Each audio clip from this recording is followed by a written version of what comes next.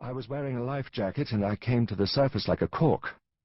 Luckily, the dinghy pack was right in front of my nose. I pulled the string and it inflated itself, but I didn't have the strength to heave myself out of the water. I couldn't understand it. Didn't realize I had a dislocated shoulder and a broken wrist and 3 cracked ribs and all that. So I just stayed there, holding on, freezing to death. There had been a time, Digby recalled, when he thought Bart had been the lucky one. Eventually Jones and Croft appeared. They'd held on to the tail until it went down. Neither could swim, but their Mae West saved them, and they managed to scramble into the dinghy and pull me in. He lit a fresh cigarette. I never saw Pickering. I don't know what happened to him, but I assume he's at the bottom of the sea. He fell silent. There was one crew member unaccounted for, Digby realized. After a pause, he said, "What about the 5th man?" "John Rowley, the bomb-aimer, was alive. We heard him call out. I was in a bit of a daze, but Jones and Croft tried to row towards the voice.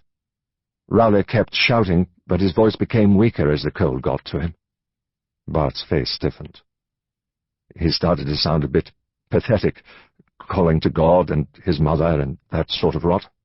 Eventually, he went quiet. We were found soon after dawn by a destroyer on U-boat patrol. They dropped a cutter and hauled us in." Bart looked out of the window, blind to the green Hertfordshire landscape, seeing a different scene far away. "Bloody lucky, really," he said.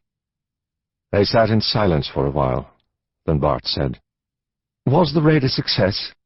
No one would tell me how many came home." "Disastrous," Digby said. "What about my squadron?" "Sergeant Jenkins and his crew got back safely." Digby drew a slip of paper from his pocket. "So did Pilot Officer Arasarathnam." "What about the rest?"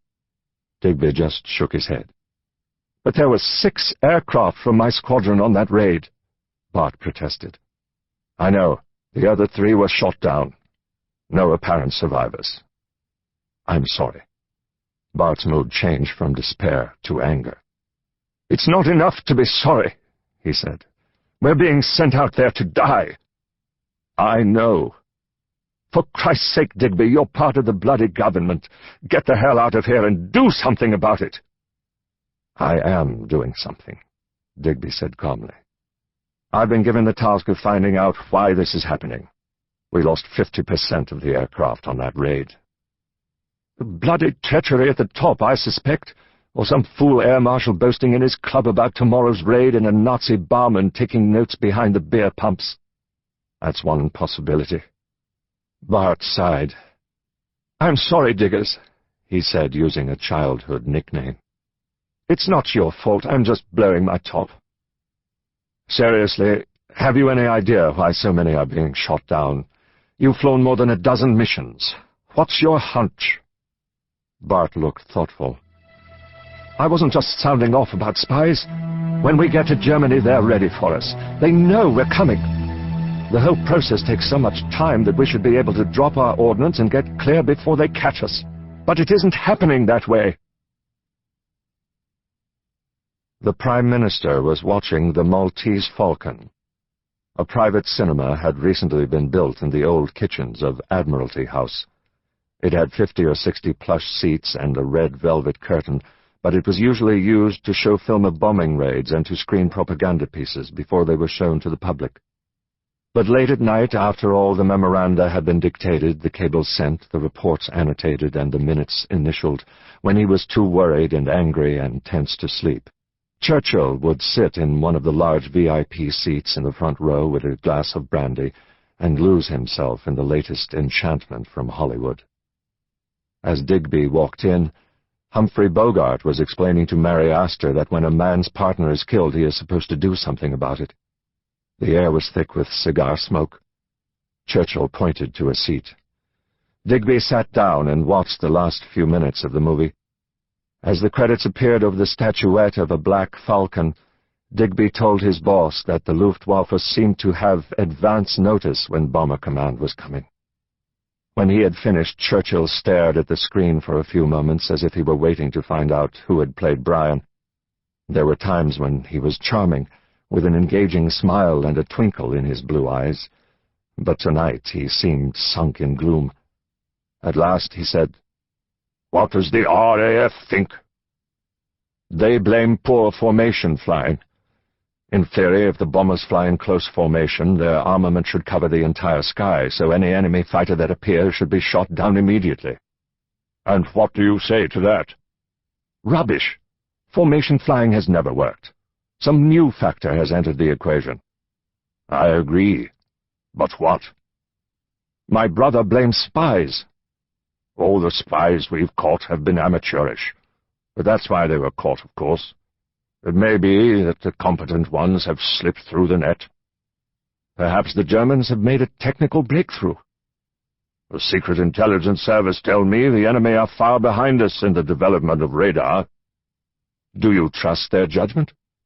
"No." The ceiling lights came on. Churchill was in evening dress. He always looked dapper, but his face was lined with weariness. He took from his waistcoat pocket a folded sheet of flimsy paper. "Here's a clue," he said, and he handed it to Digby. Digby studied the sheet. It appeared to be a decrypt of a Luftwaffe radio signal in German and English. It said that the Luftwaffe's new strategy of dark night fighting, Dunkelnachtjagd, had scored a great triumph, thanks to the excellent information from Freya. Digby read the message in English, then again in German. Freya was not a word in either language. "What does this mean?" he said. "That's what I want you to find out."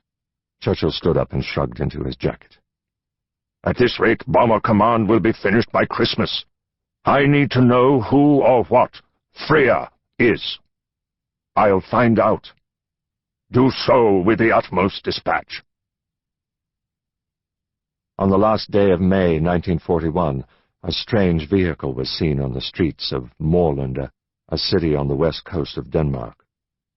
It was a Danish-made Nimbus motorcycle with a sidecar. That in itself was an unusual sight because there was no petrol for anyone except doctors and the police and, of course, the German troops occupying the country. But this Nimbus had been modified. The four-cylinder petrol engine had been replaced by a steam engine taken from a scrapped river launch. The seat had been removed from the sidecar to make room for a boiler, firebox, and chimney stack. The substitute engine was low in power, and the bike had a top speed of about 22 miles per hour. Instead of the customary roar of a motorcycle exhaust, there was only the gentle hiss of steam. The eerie quiet and the slow pace gave the vehicle a stately air. In the saddle was Harold Olafsson, a tall youth of 18, with clear skin and fair hair brushed back from a high forehead. He looked like a Viking in a school blazer. He had saved for a year to buy the Nimbus, which had cost him 600 crowns. Then, the day after he got it, the Germans had imposed the petrol restrictions. Harold had been furious. What right did they have? But he had been brought up to act, rather than complain. It had taken him another year to modify the bike, working in school holidays, fitting it in with revision for his university entrance exams. Today, home from his boarding school for the Whitsun break, he had spent the morning memorizing physics equations and the afternoon attaching a sprocket from a rusted lawnmower to the back wheel. Now, with the motorcycle working perfectly, he was heading for a bar where he hoped to hear some jazz and perhaps even meet some girls. He loved jazz. After physics, it was the most interesting thing that had ever happened to him.